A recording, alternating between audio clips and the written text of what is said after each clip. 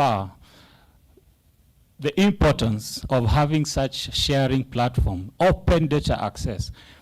The reason why most of our data sets, or even our papers, our publications are gathering dust is because we hoard them.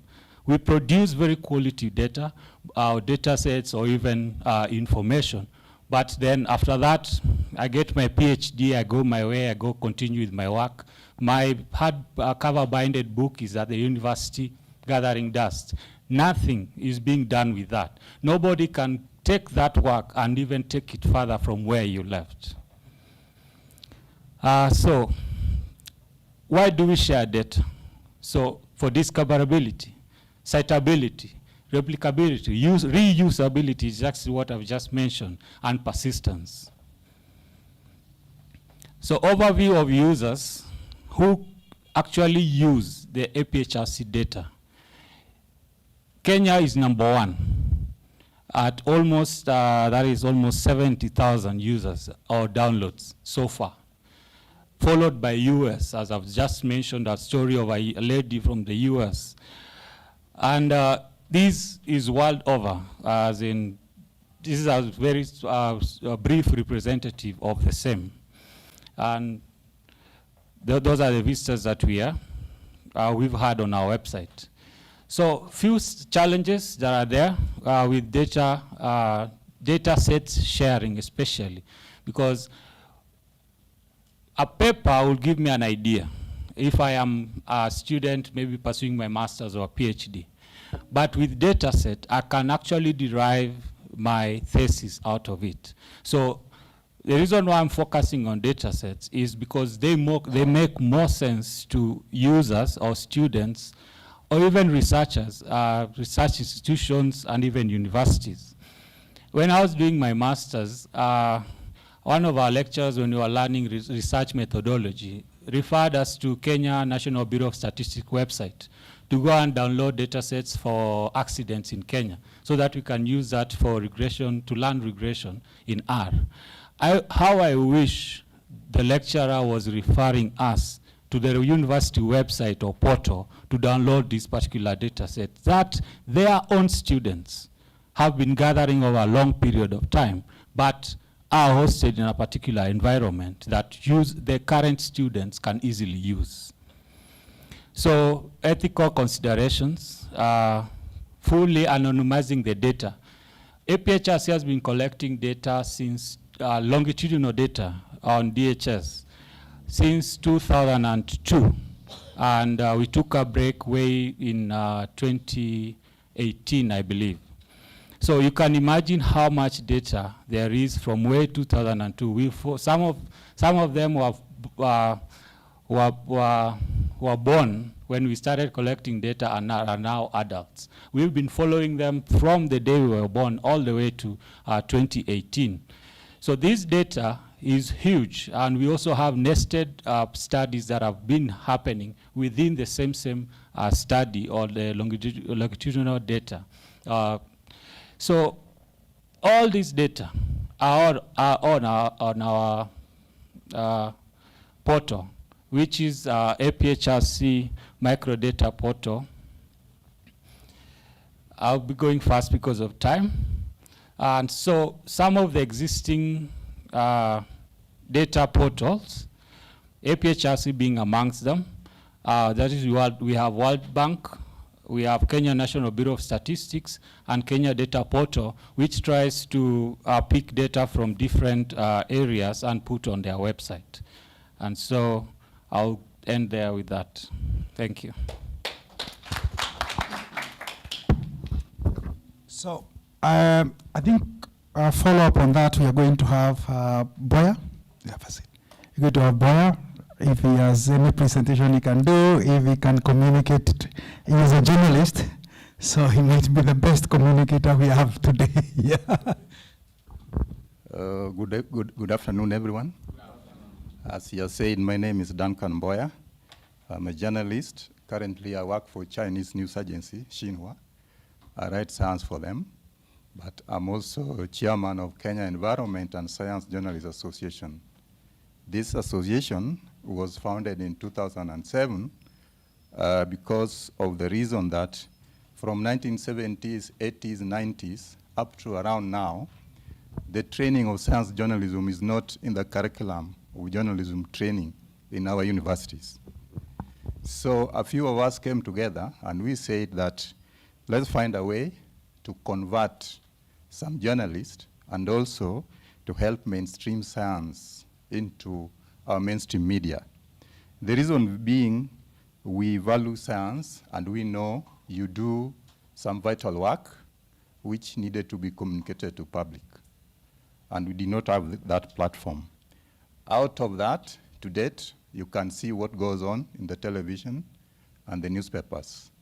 And a good number of us are founding members. In fact, one of us is at the senior level of one media house in this country, and several of us are also somewhere in the middle. But we are working towards ensuring that science is communicated to the public, even though we have some difficulties at times with the language, which was mentioned here earlier, as we prefer simplified science because we stand between you and the less educated Kenyans. So we have to be as simple as possible to an extent that you blame us for diluting your work. I've also come here with one of us, one of the officials of Kenya, Mr. Gilbert Koech. Gilbert, maybe you stand and wave. Gilbert writes for the Star newspapers and is one of the people we converted to join science writing out of the lucrative business and politics and sports. The three takes a lot of acreage in the newspaper if you look at the papers daily. So,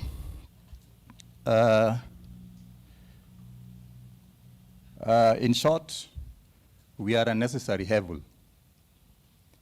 You may blame us at times that we don't do the correct thing as you want it to be. But I was giving that background so that you know where we are coming from.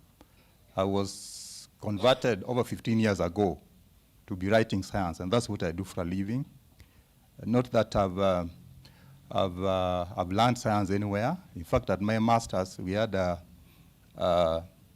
one class which was named as Communicating Science. And the lecturer was teaching us all about lab equipments. At one time, I had a problem and I raised the issue. But a friend of mine who was from the Daily Nation called me aside and told me, you know what, you're not going to change an institution. Keep quiet, let's study hard, and go away. Exactly that's what we did. So, what I want us to do is that effective research communication and media engagement has to be there. And I like this promo, which I've seen in the APHRC handout. See, the media is here. It's all about research, and then there's a media, which means you can't work in a silo. You need to communicate this to the people. So in this sort, we need each other. And I think I'll be brief within my 10 minutes. What I think you need to do in communicating science, journalist, one, maybe you need to engage more with the journalist at the beginning of your research. And maybe in between you can talk to them. And then towards the end, when you are releasing your results. I've seen this happening sometimes back. A colleague of mine called Arthur Okwemba was so much tagging along with Professor Omuwanzala and Walter Jaoko, the HIV research at Kavi. And all the time, he could give stories for the nation, those who can reflect back in the 90s and early 80s. He could do new things all the time. And what I mean by engagement here is, at times, these two gentlemen will call him just for a cup of coffee, and they chat along. Then they tell him about what Ghana is doing, what Nigeria is doing, which are not relevant with Kenya. So they were just building his data, because when you want somebody to get to know exactly what is going on, you tell stories, okay? then they get to listen.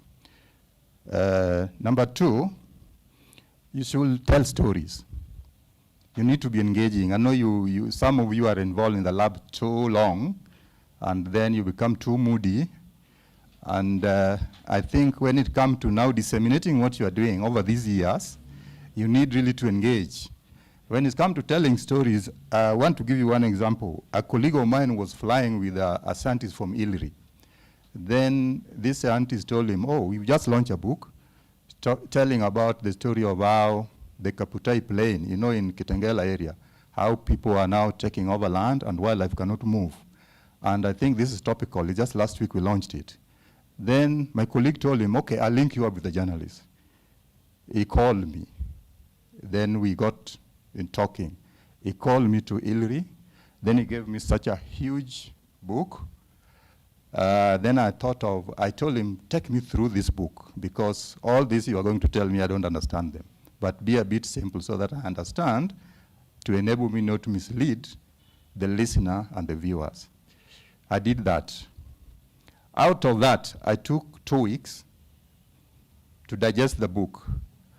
I developed 15 story ideas. The first 8 came out, and then this doctor called me and told me, Duncan, why are you making my life difficult? Then I told him, Doc, I don't know what you're talking about. I did the story, and you could see it. He said, no, it's not about your story. I can't sleep. My story was picked from Standard into some global papers. And then now the BBC wanted to fly in their team, so many, and then the different time zones. He was doing interviews at night, daytime, was not sleeping.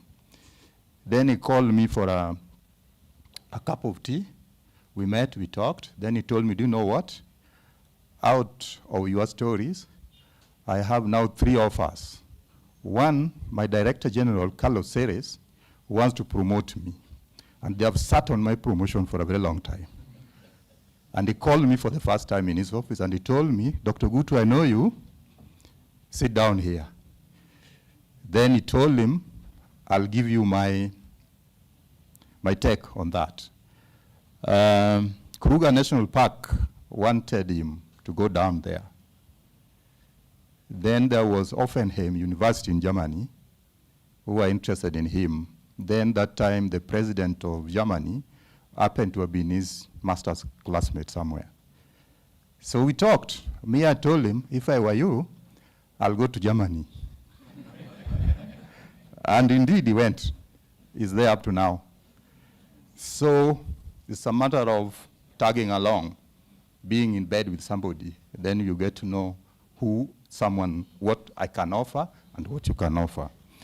Then I think you should use data. When you are talking to journalists, data is very important. When you use data, the media uses data. We want data because you are credible people.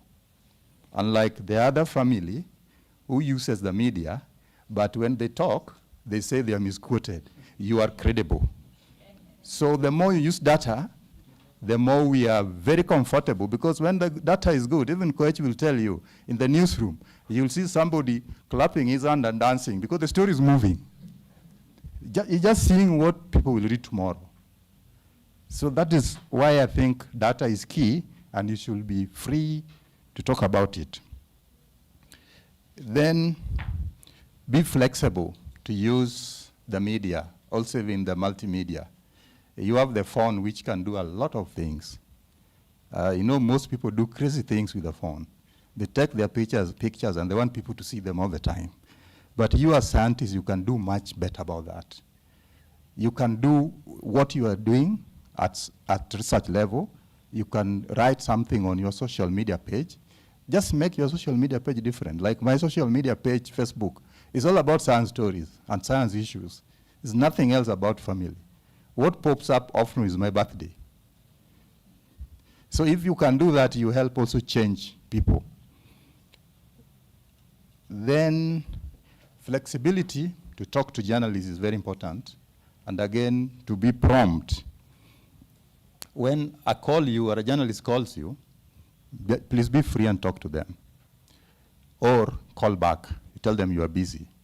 Or if what he wants is not in your domain, refer him to another scientist. That will really profile you and your institution, and then make the work of the journalist, who is a partner, very easy. Now, when we talk of media engagement, when Dr. Cindy invited me, I had to look around and then look at a few of scientists who have done well. You look at the late,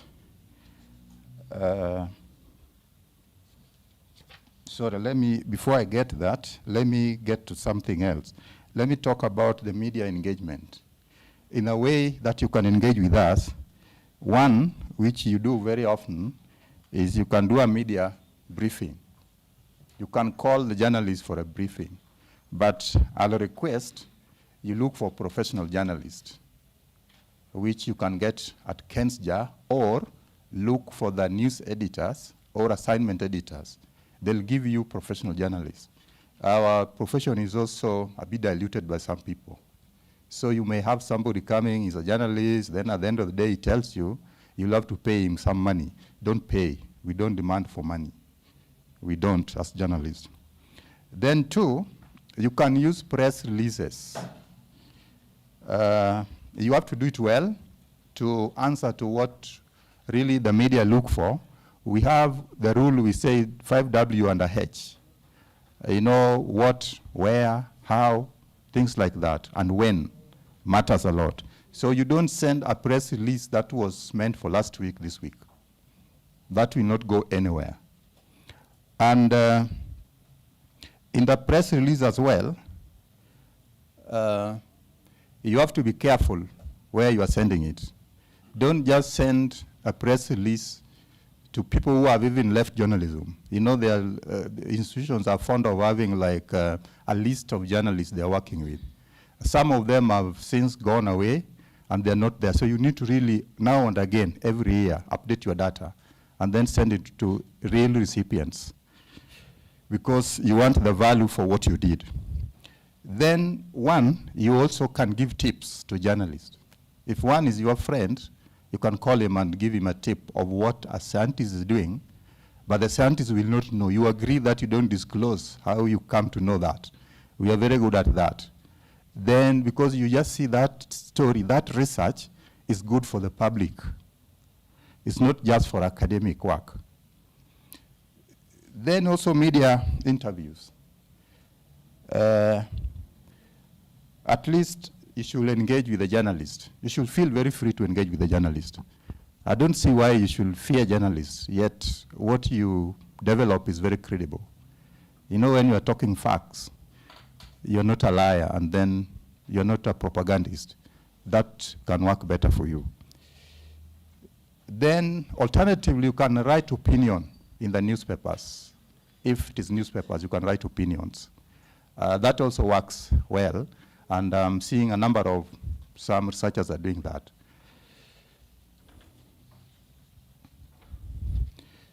Then social media, I've talked about that, which I think you are doing well. Some of you are not doing much about it.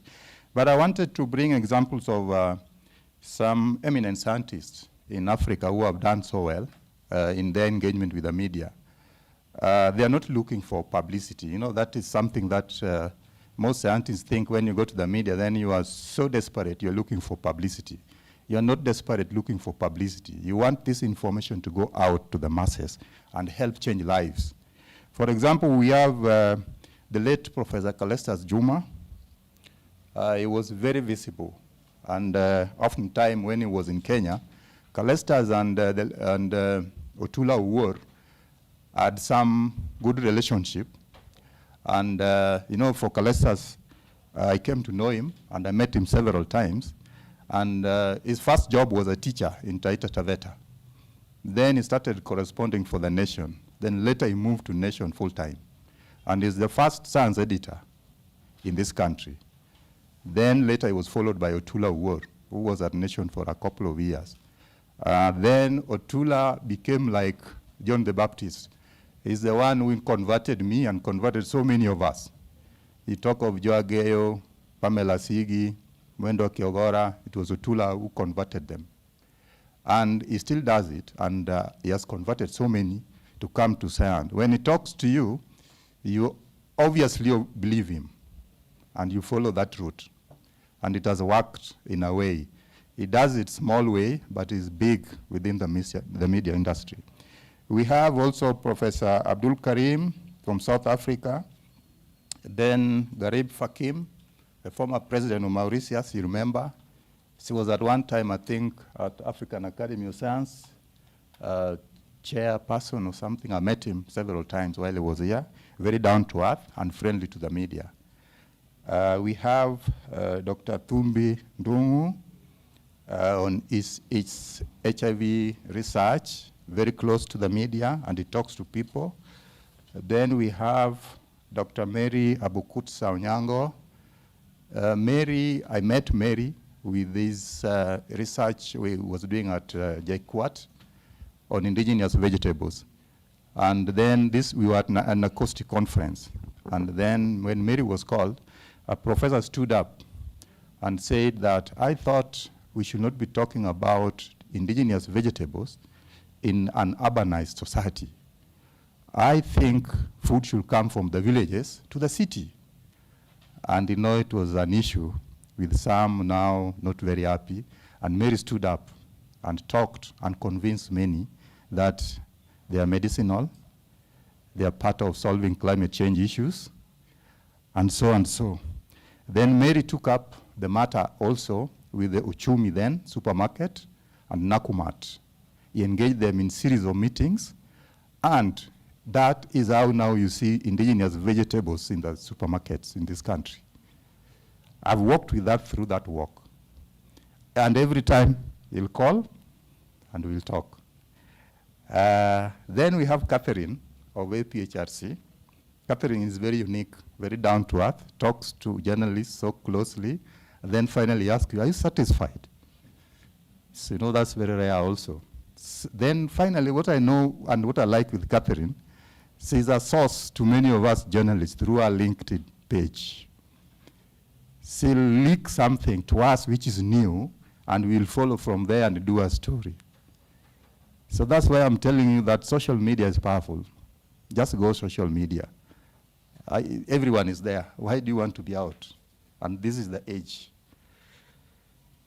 So through the effective communication strategies, these researchers have not only raised awareness about important issues, but also influenced policies and practices in their respective fields, and has also gained media attention.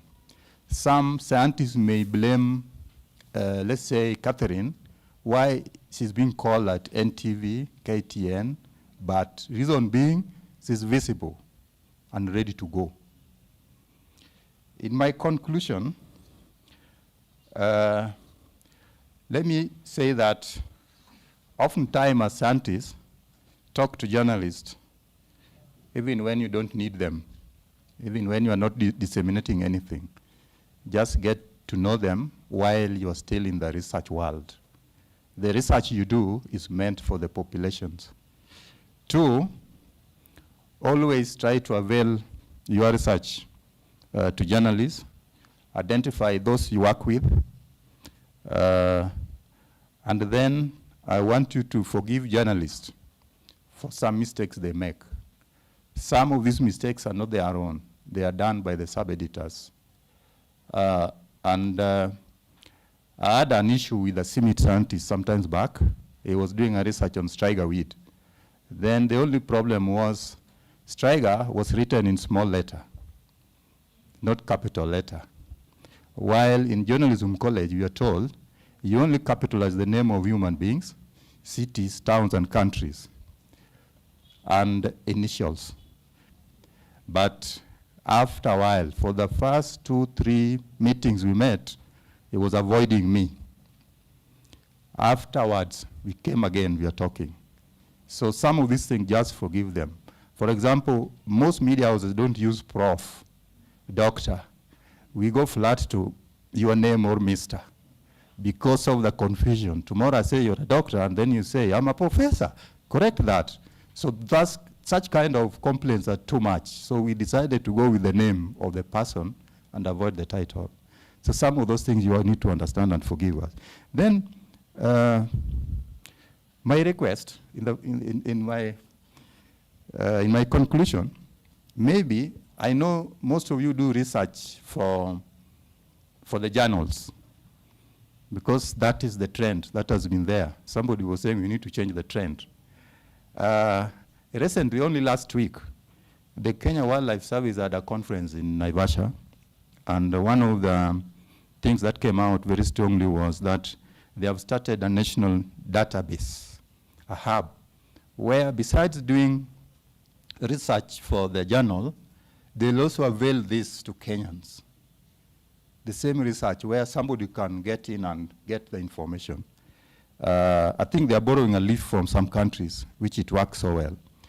So in this data, I think it can help us get to publish what you people do. For example, if you look at the Daily Nation in one page today, I can't remember what, there's a good story, and most stories carried in the media, and they are quoting a journal from a foreign country. While there are lots of work you're doing here, why can't you have a way where you have a hub, we can also access some of what you do, so that we can publish this that is done by a Kenyan? In conclusion, thank you very much, Dr. Cindy.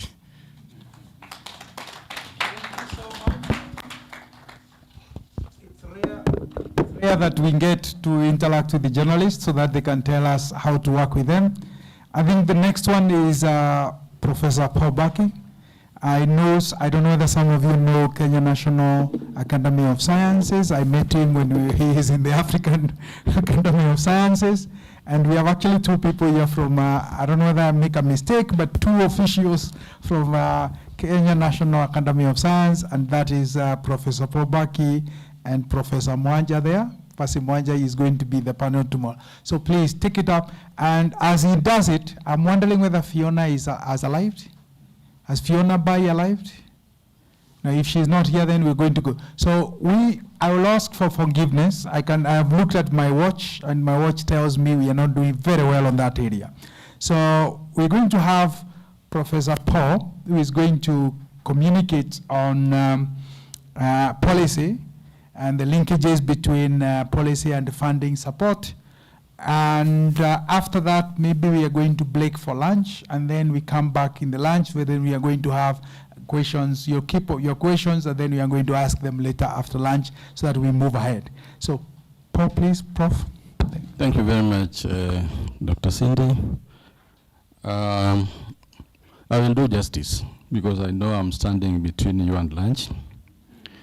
But first and foremost, let me take this opportunity to thank Aphrc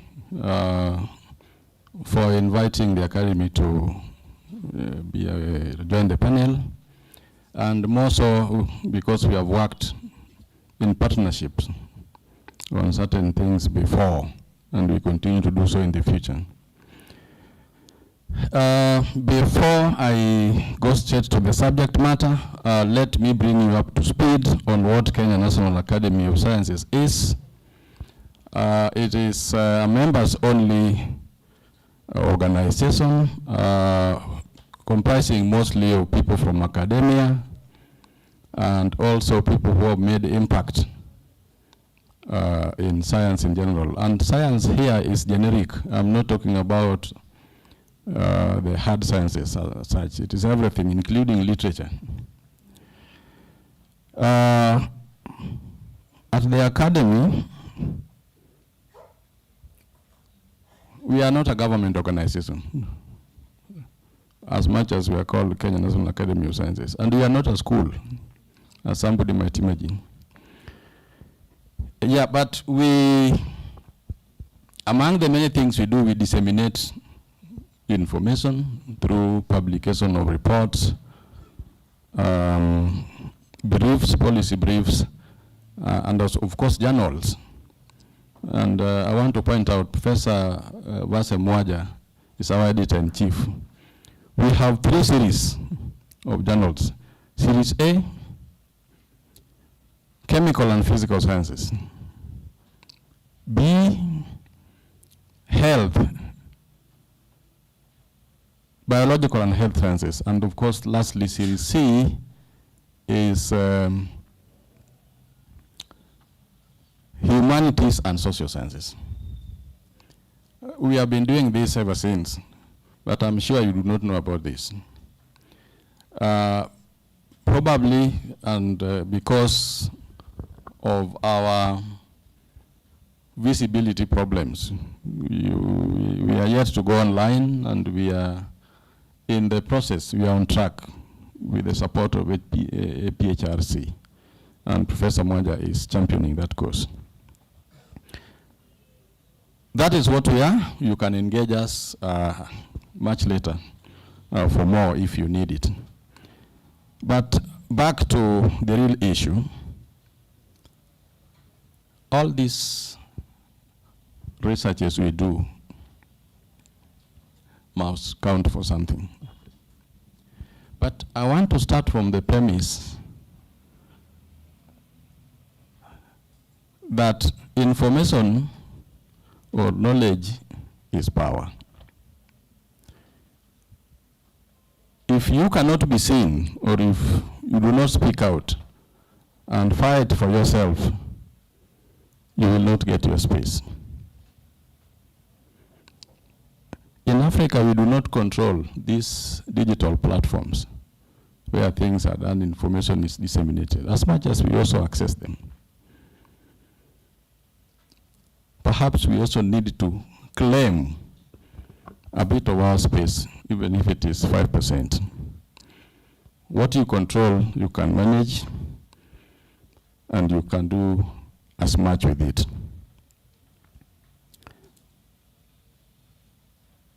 Why are we concerned about research? Before we get to policy issues, that research which we do, whether it is in linguistics, it is in medicine, or even anthropology, we must demonstrate that it is research for social justice. It must have impact in society.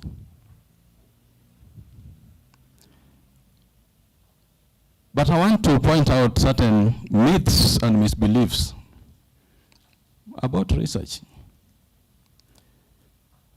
Many people, including some of us, believe that if you do not publish in a journal that is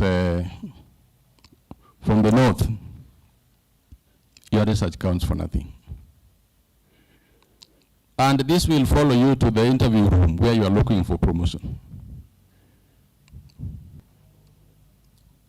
Because we want to see the impact factor of the journal in which you publish. But all these